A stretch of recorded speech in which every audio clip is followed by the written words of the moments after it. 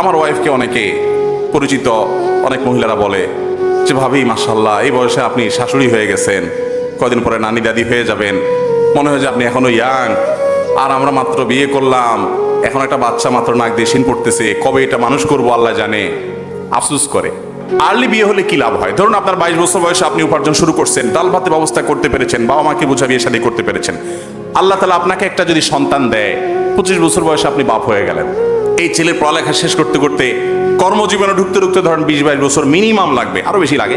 তাহলে আপনার বয়স 25, ছেলের বয়স 20-22, এভারেজে কত দাঁড়াইলো? প্রায় 45-এর কাছাকাছি।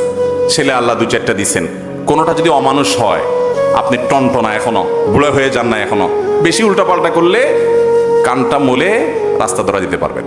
আর যদি আপনার বয়স 30-এর পরে বিয়ে করেন, এরপরে বলেন না এত সকাল বাচ্চা নিতে হয় না, 2-4-5 বছর যাক, 35 পার হওয়ার পরে বাচ্চা নেওয়ার চিন্তা করলেন, বাচ্চা হইতে হইতে 38 হলো, বাচ্চা হওয়ার পরে এই বাচ্চা পড়ালেখা করে কর্মক্ষম হয়ে কাজ টাজ করা শুরু করবে, উপার্জন করা শুরু করবো, সেই জন্য 25 বছর দরকার।